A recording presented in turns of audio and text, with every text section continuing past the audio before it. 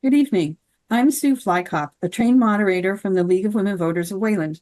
On behalf of the League of Women Voters of Sharon Stoughton, welcome to today's candidate forum. The League of Women Voters is a nonpartisan grassroots organization working to protect and expand voting rights and ensure everyone is represented in our democracy. We empower voters and defend democracy through advocacy, education, and litigation at the local, state, and national levels. We are a membership organization open to all people who subscribe to its purpose and policies.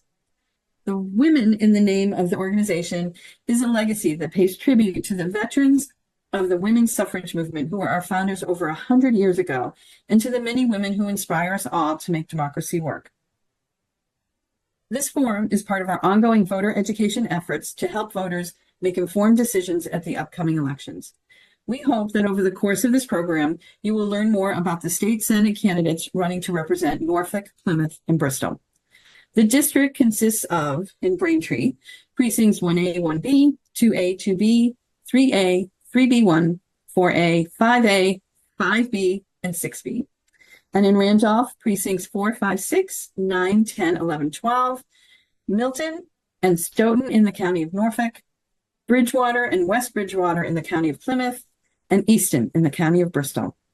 The Massachusetts primary is on September 3rd, 2024, and the presidential Massachusetts general election is November 5th, 2024. And now on to the candidates forum. I'll start by explaining some of the procedures for the forum, which each candidate received beforehand. Each candidate will have 1.5 minutes for an opening statement, 1.5 minutes to answer each question, and 1.5 minutes for a closing statement. The opening statements will be done in alphabetical order, and closing statements will be done in reverse alphabetical order. The questions have been compiled by the League, and every candidate will be asked the same questions. I will rotate the order of who answers a question first. The moderator, the time clock, and the candidates will be spotlighted on Zoom and always visible. The clock will change color with 15 seconds remaining. Please finish your sentence when you see the stop on the clock. If you continue speaking after the stop is visible, I will say thank you and move on to the next speaker. The question will be listed in the chat section if it's possible. Personal references about other candidates or specific people are out of order. And for the audience, this forum is being recorded. A recording will be shared with local access stations in the district. Again, for the Zoom audience, please mute yourself and remain muted. If you prefer not to be seen, please turn off your video. Okay, so regarding this race, there are 3 Democrats and no Republicans running for the office. The candidates are Aaron G. Bradley, Kathleen Krogan Kamara, and William J. Driscoll Jr. So we're going to launch right into our opening statements in alphabetical order. So Aaron, 1.5 minutes to you. Okay, thank you so much. And I just want to thank everybody for allowing me this opportunity. The League of Women Voters is something that's near and dear to my heart. I always tell my daughter that she has the right to vote because of all the work that was done by the suffragettes. So thank you. I'm a mom of 2 kids, and I'm lucky enough to live in a multi-generational home. I moved my father in during COVID, and it's been a wonderful experience. I've also been lucky enough to have multiple experiences that will help me in running for your state senator. I've served on statewide nonprofits, being the executive director for multi-agency nonprofits. I've worked in the state Senate, passing legislation from start to finish. And I currently serve in the local government here in Milton. I'm a select board member, and I'm really happy that I have the experience working on our town budgets, because I can tell you it has been really difficult for the last few years. So I understand the pain that most of our towns are going through to try and make those ends meet. One of the questions that was asked to me is, why am I running? Well, I'm running to give back. It's something that was instilled in me since I was a very young child, standing up for teacher pay from the age of 14. So this is not something new. I really want to work on housing. I'm proud to say that I'm the only candidate that voted for the MBTA Housing Committee and worked to have that passed here in Milton. I want to fight for education, and I really want to fight for our community investment. I believe I can help make these progress on these issues. And because of all this experience that I've had in my life, I believe I can start working for you on day one and seeing real progress. Thank you. Can't hear you. Sorry, I made the mistake. I advised you not to. Kathleen, 1.5 minutes to you. Thank you for hosting. My name's Kathleen Krogan Kamara. I'm a proud Democrat running for state Senate September 3rd in the Democratic primary. I want to fix the broken healthcare system. I want to fix the broken legislature. I want to fix the broken housing system. Let me tell you what we can do. On the broken healthcare system, my daughter was in a serious car accident when she was 16. She lives in a group home. During COVID, she lost all her services, so I navigated a very convoluted, broken healthcare system. My daughter's 38, and it's still broken. I want to fix the broken legislature. It's too is very convoluted, and so much is hidden from the public. I advocate for auditing the legislature. The people want it, the legislators don't. Amid many closed-door sessions, the people push for transparency on Beacon Hill. Auditing the legislature will be on the ballot this November. I helped to get the petition there. I want to fix the broken housing system.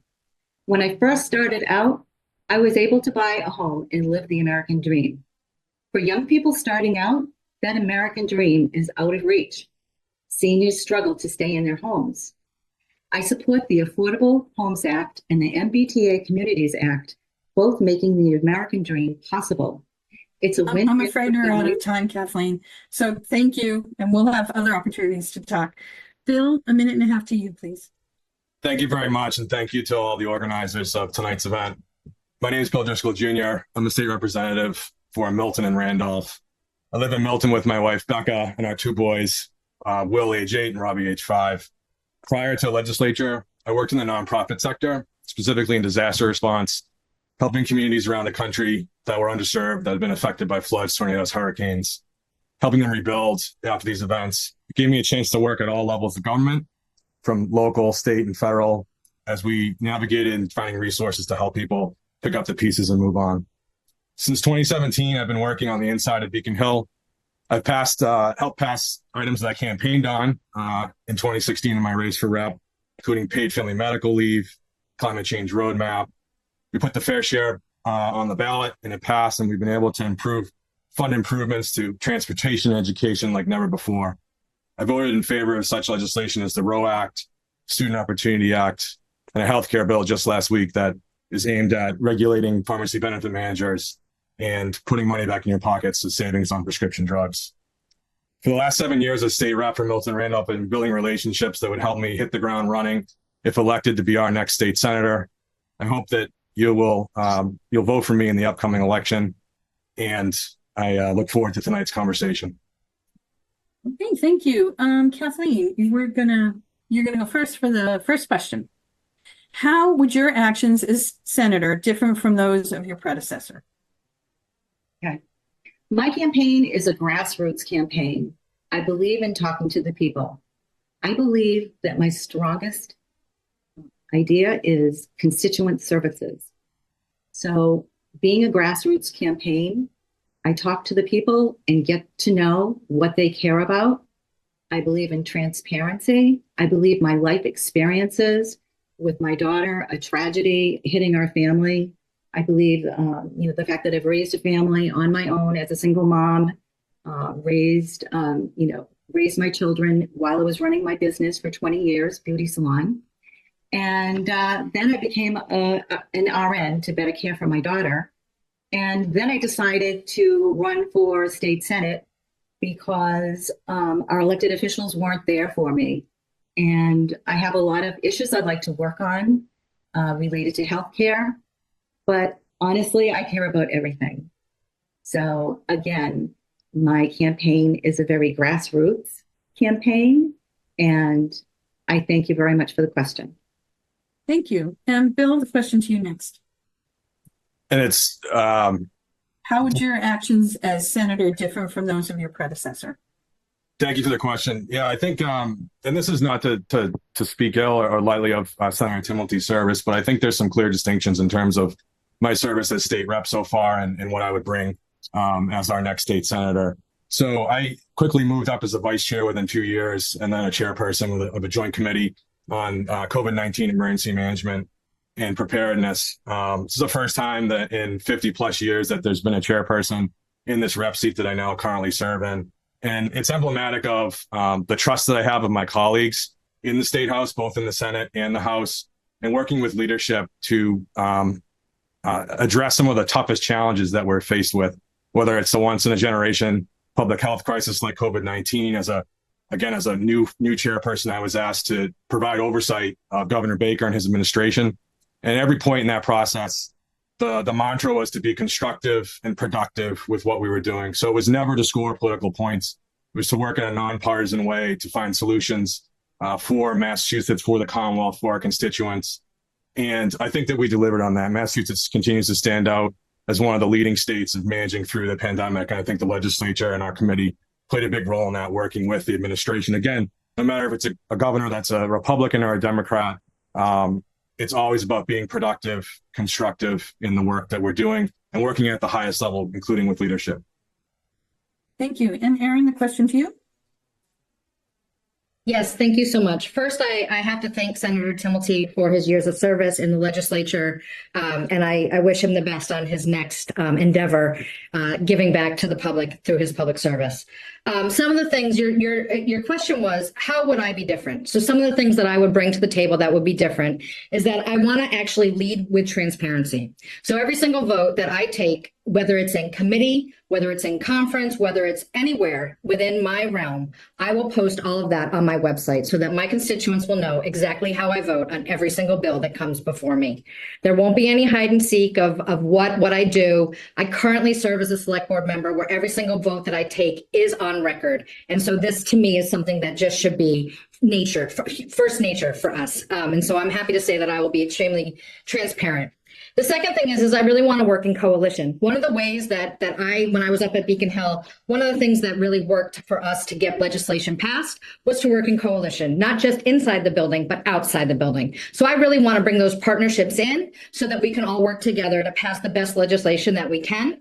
This is something that I know works. I've served on a coalition with 200 different organizations, and we were able to pass legislation within a short time.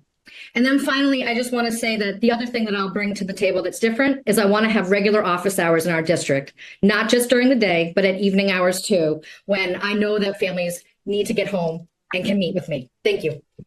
Hey, thank you. This next question is to Bill. Some of you have already mentioned transparency. So this question is asking specifically, what steps would you take to increase government transparency and accountability? And we're starting with Bill first. Yeah, I think it's a great question. I think I've got a track record of this throughout the pandemic. One of the things that we made sure that we codified and have carried forward is the ability for individuals to access government at the State House. So starting with the hybrid hearings in 2020, we've now continued that on. So folks can participate remotely, both as a legislator, a staff person, or a member of the public that's interested in watching or participating in the hearings. And we're pretty proud of this work that we've continued on throughout 2020. And I filed legislation that does the same thing at the municipal level to help provide for municipalities that want to hold hybrid meetings going forward, working with the Mass Municipal Association to do just that. It's a bill that they've supported and that we hope to see pass someday and learn from that. So I think that access to these meetings is something that we continue to do well into the future, and providing for opportunities so that whether you can come in remotely and not have to take a whole day off or half day off of work to, testify for 3 minutes, that kind of thing in person. Now you can watch at home and participate from home and not have to pay for parking, take a half day of work. And so looking for other opportunities that we can build upon at the municipal and state level, I'm very interested in. Okay, thank you. And Erin, the question to you. Thank you so much for this question. So just to put the facts on the table, Massachusetts ranks 49th out of the 50 states for transparency. So obviously we have a lot of improvement to do. Massachusetts likes to be the first or second in everything that we do, and this is definitely an area that we can improve on. Like I said in my previous answer, I will absolutely put every single vote I take up on my website. I'm not afraid to stand by the votes I take. And so that's a very first step of how I can do actual leadership on transparency. The other thing I would like like to do is make sure that when a bill comes to us, we have 48 hours to review it. I can tell you that having written, 100-page bills in my past, it's a lot to digest in less than that time. And for me, I really want to bring people in from the community that are experts in that legislation to make sure that we're hitting on all the right points. Like I mentioned earlier, I'm the only one that's really worked in coalition. It's something I learned from Senator Spilka, who's now the Senate president, when I worked for her. She taught me that if folks were having issues or trouble with legislation, that we just invite them more. We have more meetings. We have more openness. We really just open the books and listen to them. And I think that's part of the transparency that needs to happen is we need to really lay out what we want to do. We need to set out who we should invite, and then we need to invite more people because all those people have a right to see and a right to have access to what it is we're legislating on. And they're the experts. So that's why I will be doing that. Okay, thank you. And Kathleen, the question to you. And thank you for the question. So I want to fix the broken legislature. It too is very convoluted and so much is hidden from the public. I advocate for auditing the legislature. The people want it, the legislators not. Amid many closed-door sessions, the people push for transparency on Beacon Hill. Auditing the legislature will be on the ballot in November. I helped the petition get there. Sometimes we see our legislators at events, and honestly, as a female out socially, and I see our elected politicians standing around in a circle, slapping each other on the back, someone like me that has children, maybe I would want to go and talk to my representative. But with that kind of demeanor, it makes it so that it's not quite as welcoming. So I do advocate for the audit. In the post-Me Too era, there was a scandal on Beacon Hill. And quite frankly, I care about young staff on Beacon Hill. And who will they go to if something happens? Will they have to go to the speaker? Will they have to go to the person who something happened with? So I want to unionize, make sure that the youth on Beacon Hill are able to unionize. So activists are very Kathleen. upset. Thank you, Kathleen. Thank you. Kathleen, your time is up. Thank you. All right, Erin, you're going to go first with this next question.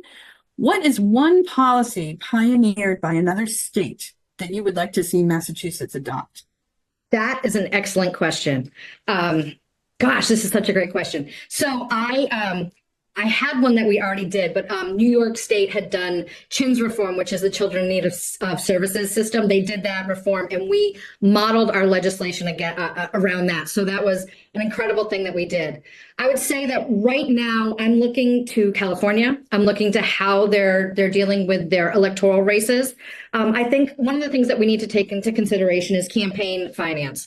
So for me personally, raising this amount of money is just it's mind blowing, right? So the fact that we have to raise close to $100,000, if not more, every 2 years to do this, it just seems to me like we could be putting that money towards so many other great things. And I know California had recently worked on a piece of legislation around that, and that was really important to me, and something that I hope that we can do in our own state, so that we're not asking our neighbors and our friends for these dollars when they can go towards much more important things. That's one piece. The other thing that I would have to say that I'm really in favor of, and I believe it was New York again, but they have the act to choose your own nursing home. And so for me, as a caregiver to my uncle who lives in New York City, that was really important. They called me, they tried to figure out which would be the best place to place him. And so it's a competitive system, and they have beds. And for me, that's really important. So those are the two pieces. Thank you. And Bill, the question to you next. Yeah, thank you very much. Great question. Definitely have my wheels spinning in my head. I'll give you two. I think one, and coming from the West Coast, I think it's either Oregon or Washington for both of these. The first one would be a bed board, which is for coordinating in the healthcare space. We've all seen the immense pressure that is on our hospitals, our secondary care facilities, our nursing homes, whether it's a community hospital or a world-renowned hospital in Boston. People working in these facilities are stressed because the capacity is stressed to the max. There's a thing called a bed board, which would provide a data visualization of the thresholds of hospitals in terms of patients and care. And when it gets too high, the coordination call is triggered. The experts get on a phone and they figure out who can take what patients where to relieve some of that pressure so that we make sure that our loved ones are always getting the quality care that they come to expect from Massachusetts hospitals. The other is around starting carbon pricing to help combat climate change and produce revenue where we can help build infrastructure and provide funds to our cities and towns and regional governments to build the clean energy projects that we really need to adapt to a rise in temperature, a rise in extreme heat, a rise in extreme rainfall events. And right now, we can generate that revenue by putting a price on carbon and going after our biggest polluters for using fossil fuels. Okay, thank you. And Kathleen, the question to you. Hi, thank you. I would like to talk about, I think that's an important question to find out what other states are doing. So I would like to talk about Steward Healthcare coming into Massachusetts and rescuing the Catholic hospitals in the 1980s. And, the fact that we didn't have the legal tools to hold them accountable. And now, they're kind of running off, they filed bankruptcy and a lot of hospitals are closing. And I am very concerned with our legal system and how it affects and how it relates to healthcare. The fact that we didn't regulate it back then is concerning to me. I see that we are working on laws to help this from, happening again. But I wonder where our health policy writers are, and they could have really contributed to keeping people safe from that. Thank you. Okay, thank you. So Kathleen, you're going to go first with our next question. Do you support election day voter registration? I'm sorry, Why or why in and not? out. Sorry. Okay, do you support election day voter registration? Why or why not? Oh, absolutely. Anything that makes voting easier and gets more people out to the polls is great as far as I'm concerned. I support all measures to make voting easier, to make registration easier, and to encourage all people in the voting process. I support easier voting on equity grounds. It's always the marginalized members of society who vote less whenever there are restrictions. Okay, thank you. And Erin, the question to you. Absolutely. So the easy answer is yes, I absolutely support this. I am a mom of 2 young children. My daughter is 21 and she tells me every single time that I tell her she has to vote, that we vote too much, that there's way too many elections. So my thing is if we can rope in these younger adults right now at a time, like my son's 15, if we can rope him into voting in one of these elections, we've got him. So if I can get him to come down and register to vote on the day that we are voting for, let's say, the first female African-American president, that would be amazing. I mean, if he was 18, but that would be amazing to do, right? So if we can actually engage our younger folks to come out and vote for those types of things, we can actually get a hold of them and talk to them about how this is a wonderful civic duty, because their votes make the difference in our future, right? So for me, if same-day registration, same-day voting is 100% up my alley. My daughter would like for there to be less elections that we have to do, but we are a proud family of voting in every single election that comes our way. And so I applaud this effort and hope that we can pass it in the state. Thank you. And Bill, the question to you. Thank you. Yes, I do support same-day registration. I've actually voted on an amendment a few years ago when we were doing an election laws bill. Unfortunately, the amendment didn't pass, but the room was pretty split on this. There was actually a lot of support, but not quite enough to get it through to look at same day. But I proudly supported that. And one of the reasons I was so steadfast in supporting this in the past and have a history of this is because really after January 6th and what we saw happen at the U.S. Capitol, I think as a public official, particularly as a Democrat in a Democratic state, we cannot stand in way of anything that would possibly impede someone's right to vote. I think we're in different times now, having seen that occur on January 6th, and this is really about engaging democracy. With that said, at the same time, I know that this issue gives our town clerks a lot more work to do, a lot of anxiety around it. And so, if and when we're going to pass this, I want to make sure that we fund it so that it's not an unfunded mandate and that we can get it done, because I think it's a fundamental right to vote in the United States. We can do that, and we can pay for it too. Find a way to make it happen. Make sure that they have the staff support at the county clerk level, at the town clerk level, and the Secretary of State's office to get this done. So I would absolutely support it. Okay, thank you.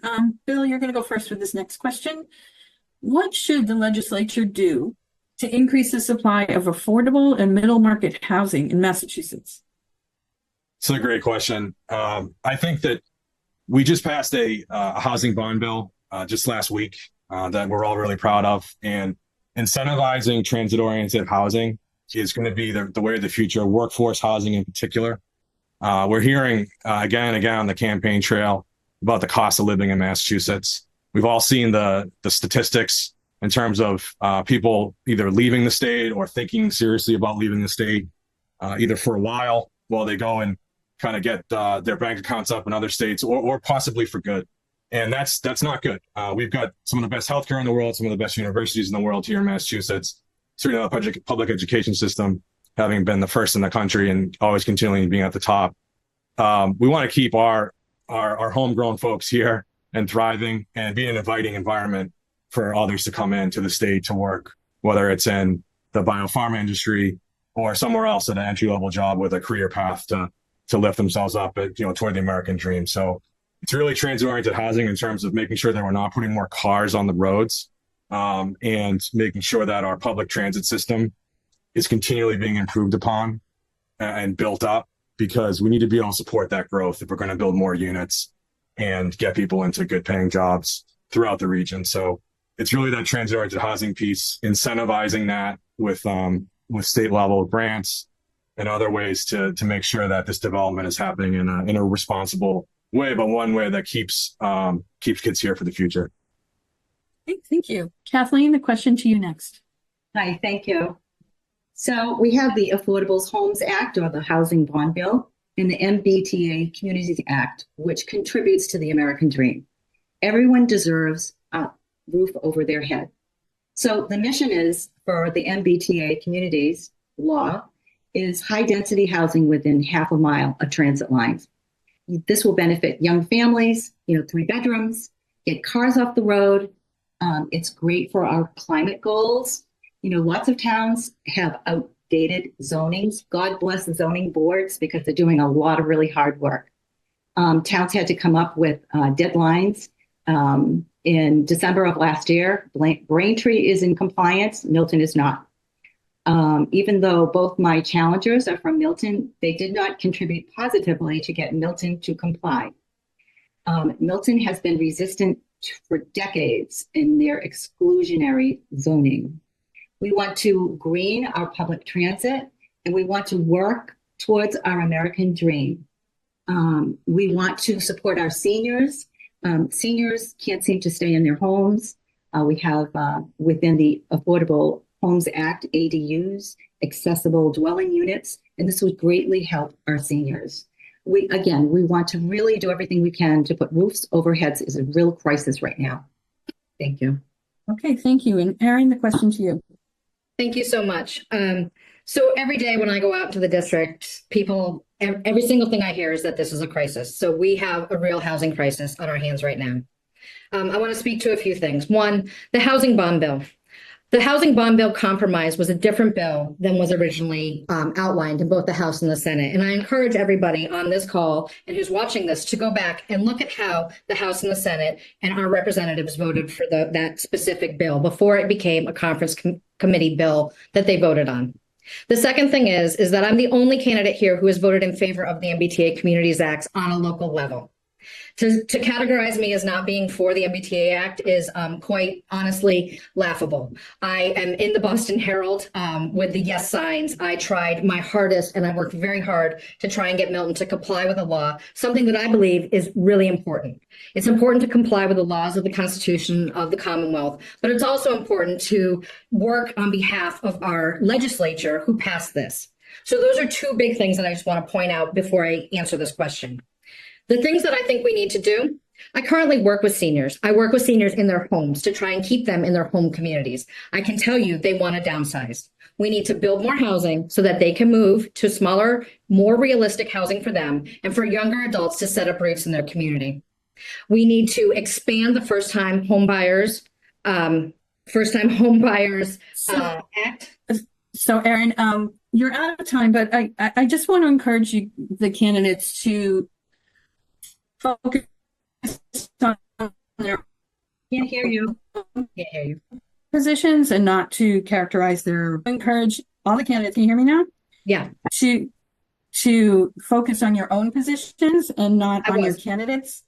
I know you were, but I think we need to do another round, another 30-second round to give everyone a chance to respond or discuss. So, I think, Erin, I'm sorry to interrupt you, but I think we should go back to the same order. And Bill, I want to give you 30 seconds if you want to respond to that, to that statement. So, I'm not sure if the timekeeper has a 30-second one, but I will keep time myself. It's up to you if you want to say anything, Bill. I'll be fast. No, I appreciate the opportunity. Yeah, I think it's important to note that I did in fact vote for what's known as the MBTA Communities Act as a state representative in the legislature, which would make transit communities served by the MBTA. They have to create a zone, a reasonable size zone within a half mile of a ferry terminal, bus station, subway station. And so I did, in fact, actually voted that to send it to the towns to comply and to be part of that zoning. Okay, thank you. Sorry, I was doing my own timer here just in case. Kathleen, 30 seconds to you. So on If that you want it. topic, I just wanted to say that Milton is suing, so they're not in compliance. And they've been pushing back on, housing for decades. This is nothing new. I did a listening tour the beginning of this year in East Milton, actually. And, East Milton was very upset that they were saying that everything seems to get dumped on them. So the other thing that they said was they wanted their leaders to come forward and interact with them. So I really feel that before things implode upon themselves. Okay, your time is up, Kathleen. Thank you. Erin, 30 seconds to you. Thank you so much. I've already mostly explained this, but Milton is not suing. We are being sued by the Attorney General because we're not in compliance with the law, something that I fought for my entire time on the select board. Mr. Driscoll is correct. He did vote for it in the legislature. I voted for it on the local level here on the select board, and I fought to make sure that it was actually worked here in our town. Well, this is one small piece of what can fix our housing. What we really need to do is build. And so I think while we can get mired in this, that's not the end all be all. Okay, thank you. Erin, you're going to go first on this next question. Okay. All right, let's move on. What measures would you support to deal with the needs of immigrants coming to Massachusetts? Yes. So thank you for this question. This is also, you're just batting 1,000 with these easy questions tonight. So this is also a tough one. I want to start by saying immigrants are human. And we need to treat them and everybody else with respect and with dignity, no matter where they are on their journey. So I just want to start with that because I think that's a really good place. If we all come from that place of general understanding, we can actually make things better. I think this is a more federal government issue because I think our federal policy around immigration is broken. And so while I will support, our administration and I will support those that are coming into our state because we are a right to shelter state, I really think the federal government needs to take a look at this. And I really think that they are the ones that need to work to fix this. But on the opposite end, we are dealing with the largest impact of this, right? On the local communities. So our hotels are overflowing. Our schools are about to be overflowing. And while they are going to pay for the schools, what we haven't figured out is how do you pay for the transportation? So if kids start a school in Stoughton, let's say, and then move to Lawrence, the Stoughton school system has to transport them to Lawrence until they are actually transferred there. Who's going to pay for that? Because I'm here to tell you, as somebody who's worked on our budget, we cannot afford this. We cannot afford to do this for the next year or two. We will not be able to make ends meet. But this is really something we need to talk to our administration about and the federal representatives that we have. Okay, thank you. Kathleen, the question to you. Hi, I do agree. I do believe this is a federal issue. However, we are very impacted. I talk to people every day. I knock doors and we have these conversations. I know President Biden did work on this and Trump turned down a bipartisan bill. Kamala Harris went down to South America and she said, don't come here. Don't come here. I think, there's so much violence in South America. There's corruption and violence, and I would advocate for, immediate increase in, border staff to keep everybody safe there. Thank you. Okay, thank you. Bill, the question to you. Thank you very much. I actually have a track record on this issue publicly. I was the first legislator to constructively and respectfully criticize the Healy administration on the handling of the humanitarian arrivals and immigrant crisis. I was also in contact with our federal delegation from the Senate and the Congress to impress upon them what was ahead of us. And I think this is an example of my kind of leadership, both behind the scenes and out in front in the press, in terms of being a forward-thinking leader, a thoughtful leader. The Healy administration has implemented some of the things that I first wrote to them about a year ago. And the federal delegation is obviously well aware of the issue now. This is a coordination issue. If the federal government's not willing to change border policy, at the very least, there needs to be coordination of inbound immigrants and humanitarian arrivals. Massachusetts is punching above its weight, so to speak. We're being asked to do so much more. We're consistently in the top 5 or 10 states to deal with this issue because Massachusetts is such a great place to live with so many good social programs, public education, healthcare. It's no wonder people want to come here, but the feds really need to step up. I've been on top of them to do that. I'm hopeful that we will find a way out of this. It's frankly going to take a couple of years, but we're already starting to see benefits to some of the changes that we have made in the programming. We do have a long way to go on this. Okay, thank you. Kathleen, you're going to go first on this next question. Should the state education funding formula be revised as more cities and towns face Proposition 2.5 override votes to fund schools? And if so, if it should be revised, how should it be revised? Yes, I do think the funding formula should be revised. I think it's a bottom. It's not a ceiling. I want to make sure to keep a lot of our good teachers. We're having to eliminate a lot of things in schools that we need. Here in Randolph, where I live, we have some really unique needs. We have the language barrier and a lot of people that are suffering from trauma. And it's very hard for our community. So, our needs are very different from a lot of other communities. And so I want to do everything possible to support our schools. I do believe that, supporting better schools makes for better communities. Okay, great. Thank you.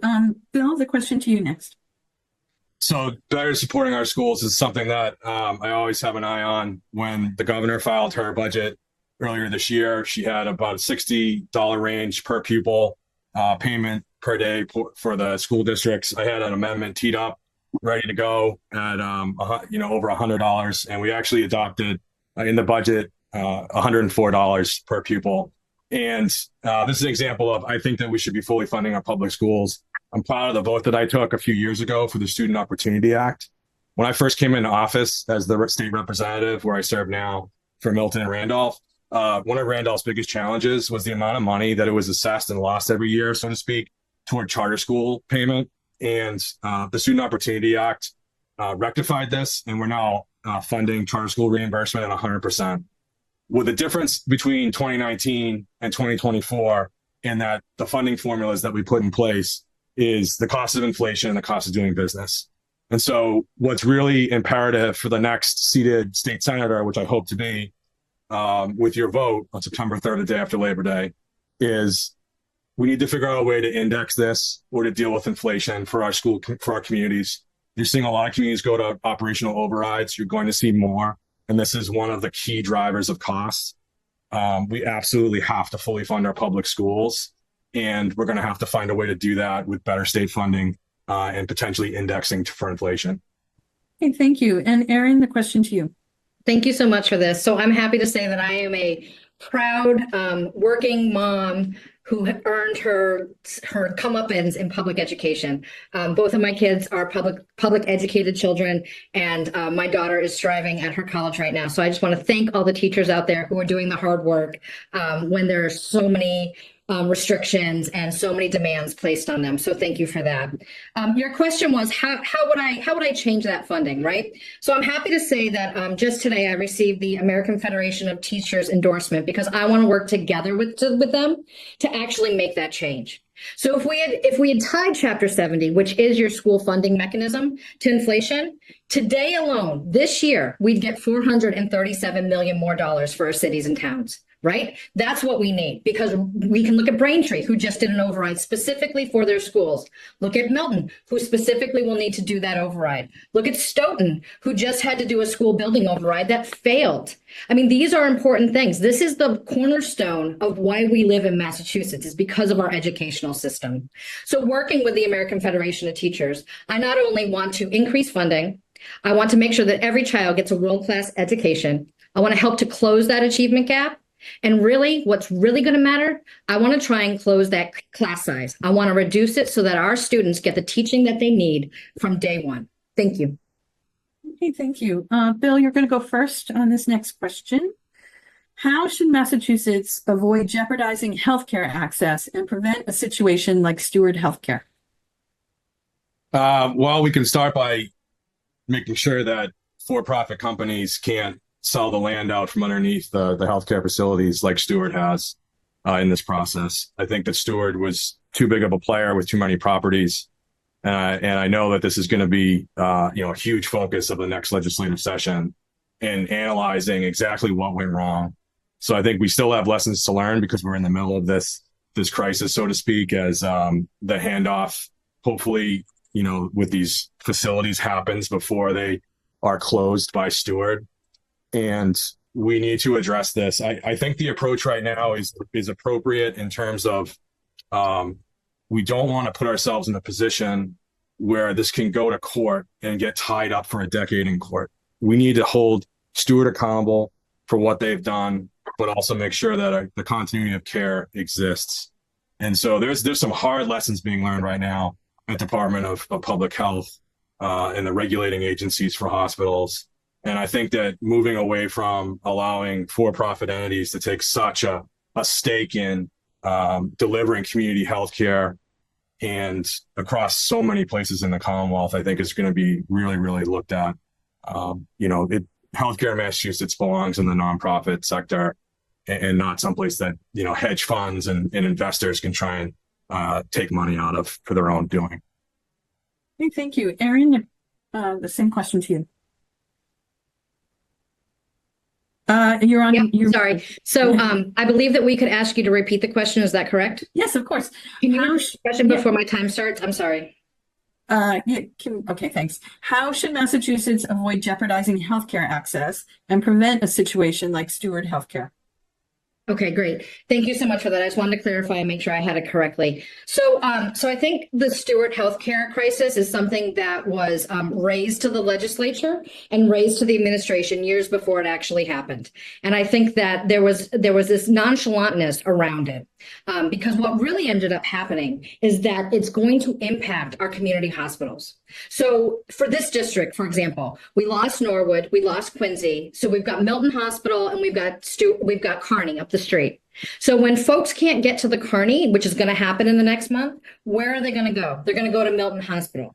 And that's just going to create a bigger strain on our community hospitals. I really think that we as a legislature, we as an entire Commonwealth need to start looking at how our community hospitals are intricate to our daily lives and how we need to spread that so that we make sure that our residents don't have to travel 30 minutes when they're having an asthma attack or travel an hour when they in rush hour traffic when they're having a heart attack. These are things that are real things that are going to happen to our folks. groups. And I'm really happy to say that I'll be working with the Massachusetts Nurses Association, who recently also endorsed me, to work on that front and work on ensuring that our healthcare professionals are in a setting where they can help those in our community, because really that's what they want to do. And that's what we should be doing for our residents of our district. I'm done. Thank you. Kathleen, 90 seconds to you. Hi, thank you. So healthcare is broken, like I had mentioned before. Healthcare impacts the most vulnerable of our community too. I want to bring up the topic of equity and Black maternal healthcare. I'd like to really emphasize research on drugs that affect the Black community, sickle cell anemia and Black maternal morbidity during childbirth. We have group homes that need work on educating and supervision, and the PCAs and the certified nurses assistant and the nurses being more empowered. Now we, have a model of healthcare called adult foster care that is a potential for being unsupported and unsupervised as well. So I advocate for mass care. I testified before the healthcare committee on Beacon Hill in advocacy of single payer mass care, which would eliminate premiums, co-pays, deductibles.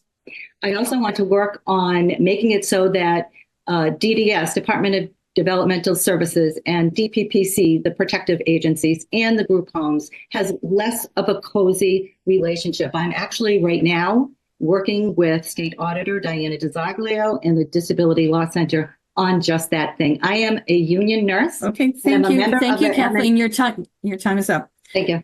All right, Erin, you're going to go to the next question. You'll be first. What action should the legislature take to address the climate emergency?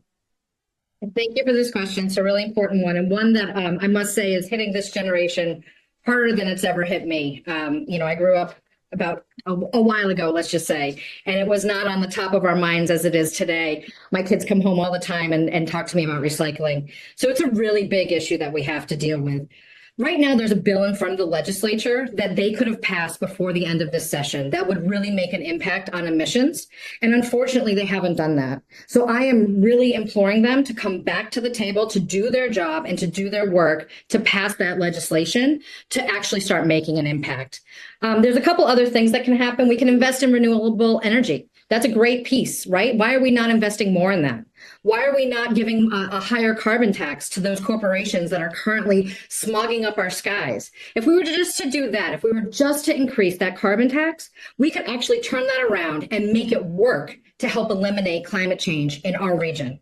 I want to work together with the administration, who has put together a really comprehensive omnibus bill to make this happen by 2030. I want to work with them to try and reduce those carbon emissions. I want us to invest in ways that we can start really seeing an impact on a local level.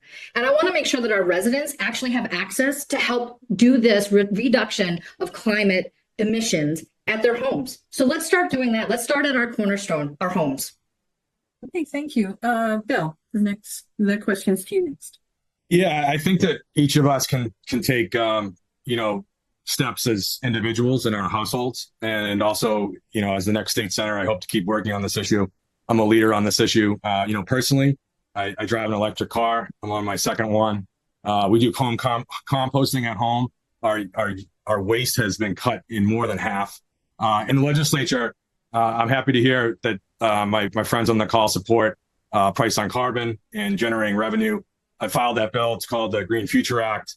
It's an omnibus bill that we're aimed at putting a price on the highest polluters of carbon that would generate revenue and support not only every Commonwealth community with funding, but specifically 60% of that funding would go to environmental justice communities like Randolph and Brockton nearby and others that have been impacted in an inequitable way over the years through environmental hazards. And some of the things that, while we're still aiming to pass them and haven't gotten through, I'm happy to say that another bill I filed around creating a clean heat standard, which would incentivize our move away from fossil fuels and starting to use heat pumps and mini splits, if you're familiar. So we're relying on the energy grid as a source of energy to heat and cool our homes in the future. The Healy administration's actually put that forward. It's begun to be implemented. So working within the system, and when we can't get things passed, sometimes working with the administration to get things done through executive order works as well. So I'm happy to be a real big part of that. Okay, thank you. Kathleen, the question's to you next. Hi, thanks. So Massachusetts is on track to meet its near-term climate goals, but the hardest work lies ahead. To replace fossil-fueled vehicles and heating systems, we need to use nature-based solutions to sequester and store as much carbon as possible. We need to electrify 50% of our school bus fleets and commuter rail, and need to electrify our public transit. I want to say that I think the awareness in the public has really accelerated lately, which I'm really happy about. We need to work to obtain more funding because we need to meet our 2030 and 2050 goals. Decarbonizing our building sector is one of our biggest challenges. Thank you. Okay, thank you. Kathleen, you're going to go next. First on our next, actually, this is our last question. What are your priorities for dealing with transportation statewide and in your district? Well, in my town of Randolph, I worked towards the shuttle van, a petition. And I got people to sign on, and we appear to be getting transportation for individuals living in apartments, and it's too far away to buses and public transits. And, you know, it's like I say, it's usually the more vulnerable that are impacted. And so I would like to see us electrify our transit. And we have a long way to go because, you know, the T is just broken. And I want to work towards all these goals. And I believe that I will be really working well with people on Beacon Hill. I'm a great listener, but I do speak truth to power. And when I did run for state senate in 2020, I got 7,000 people to vote for me. And then I turned around and ran for state committee woman and got 9,000 people to vote for me. So with the people's support, I can win this time. Thank you. Okay, thank you. Erin, the question's to you. Thank you so much. And this ties in so nicely with your previous question, Susan, about climate change, because it really is something that we need to tackle hand in hand. We need to work to have transportation options for those in our community, specifically this district, which does not have a lot of access to the MBTA or any of that public transportation. So, you know, like the previous speaker was saying, in the town of Randolph, they just recently did a study where more than half of the people that live in that town are not within a mile of public transportation, right? So that's a big issue. We need to make sure that we are expanding our public transportation. We need to make sure that it's accessible to those that are riding, that want to ride it. And we need to make sure that when they ride it, it is actually helping our environment and not hurting it more. I mean, we've all driven behind those buses where big clouds of black smoke come out, right? And we don't want to do that anymore because we all know that that's not a good thing for our environment. We need to also work on our infrastructure. We need to work on our roads and bridges. These are the backbones of our community here in Massachusetts. And so we need to make sure that those roads and bridges are actually up to the standard so that it doesn't do the wear and tear on our cars. It doesn't create more harm. So those are some of the things that I want to work towards. And then finally, I really think that this needs to be tackled on multiple fronts. For example, my dad, who moved in with me, he gave up his driver's license, but there's nowhere for him in my house to get public transportation. We need to expand the Lyft program for our seniors so that they can get to the appointments they need. Thank you so much. Thank you. And Bill. So transportation priorities statewide and the district. So I've got a strong track record on this that people can look up, and I encourage them to. I helped secure $118 million commitment from the MBTA to invest in the Mattapan high-speed line, which the work has begun on, and over the next decade, there'll be new vehicles and all new stations delivered on that line. So working with my colleagues in the House and the Senate, and with the MBTA and mass transportation, we're making sure that service continues to be improved upon in the future. I'm all in on expanding rail. We go away February school vacation week down to New York a lot of the time the last few years. And I'm amazed at what New York and New Jersey can do in terms of the access to light rail and the access to regional rail. we absolutely can do this in terms of east-west or west-east, whatever your preference is, and expanding the ability to live outside of greater Boston area or southeastern Massachusetts. So working with communities that want to expand their access to rail, to bus service. I definitely subscribe to the fact that if a bus service was more reliable, more consistent, more routes on the schedule, that more people would use it. And so I think we've got to test that theory. We've got to invest in it for at least 5 years and encourage people to use it, because I think it's, we got to get cars off the road. It's the answer to a lot of the congestion issues that we have. And there's a lot of good plans. We just have to prioritize and figure out which ones to fund and in what order. I'm happy to be a part of that solution. Thank you. Thank you. Thank you all for answering all those questions. And we're just going to be a little bit out over 7 o'clock, after 7 o'clock. But we are ready for closing statements, and we're going to do those in the reverse order that we started. So, Bill, you are going first. A minute and a half to you. Thank you very much. In my work as state representative for the last 7 years, I've continually been called upon by my colleagues in the House and leadership to work through difficult situations, whether it's the once in a generation pandemic or trying to find solutions in the way forward with the migrant crisis. I've done this in a nonpartisan way, whether it's a Democrat or a governor in the corner office. And it's why in this race, I've earned the support of a number of organizations, including the Iron Workers Local 7, Sheet Metal Workers Local 17, New Politics, which is a group that supports candidates that have a national service background. I previously was in AmeriCorps years ago. Massachusetts Voters for Animals, and Mass Retirees PAC. In closing, let me say this. Prior to my work in the legislature, I worked in the nonprofit sector. And if past this prologue, let me tell you my story in 30 seconds, which is I began as an unknown, untrained volunteer, unaffiliated, went down to Hurricane Katrina, intended to stay for 2 weeks and stayed for 2 years. I worked myself into leadership roles and fell into a career for a decade, traveled the country helping communities recover from natural disasters, to the point where that person who showed up unknown ended up leading the association of all disaster nonprofits in the country. I'm right where I need to be in the legislature. I want to be your next state senator and move right across the hall and represent our district. And I hope that you'll vote for me the day after Labor Day. Thank you very much. Thank you. And Kathleen, closing statement. Hi. So I respect my challengers' long Beacon Hill insider experience, but that makes them the establishment. There's a big job to do on Beacon Hill, and I'm no stranger to challenges. I offer a fresh new perspective with lived experiences that makes me the best choice for this seat. Thank you. And Erin, closing statement. Thank you so much. And thank you again, Susan, tonight for moderating to the League of Women Voters.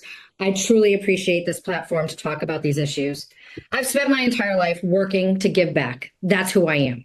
Whether it was when I was at the Somerville Homeless Coalition and I worked to try and help homeless folks, whether it was at the Children's League of Massachusetts, where I helped to reduce the school to prison pipeline, I have been trying to give back from day one. When I worked for Senator Spilka, we did bills we did numerous bills.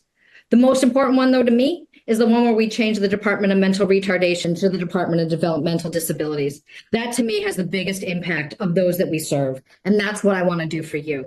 I want to make sure that you have a voice on Beacon Hill. It's the people's house. It's not my house. It's not anybody else's house. It's the people's house. So I invite everybody in my district to come on up in January when I'm elected state senator, because that's what I want to do. I want to create that pipeline from the district to the State House to make sure that your voice is being heard. And I'm that champion for you. I lost my clock, so I don't know where I am on the time. Yes, I think you're pretty close to the end. Okay, but I'm just going to say, I hope that I can earn your vote on September 3rd, the day after Labor Day. And if you would like to learn more about me, which I hope you do, my website is erinforstatesenate.com. Thank you all so much tonight. Okay, thank you. And I'd like to thank you all for participating in our democratic process and in putting yourself forward and making a big effort. So just to remind our voters, our candidates are Erin Bradley, Kathleen Krogan Kamara, and William Driscoll Jr. Please visit your town clerk's website for more information on the election day. The last day to register to vote for the state primary is August 24th, 2024. We hope you found this candidate forum informative. And on behalf of the League of Women Voters of Sharon Stoughton, thank you all for attending and want to encourage you to check out the League of Women Voters at lwvma.org at the state level and LWVUS for the national one. Thank you very much and good night.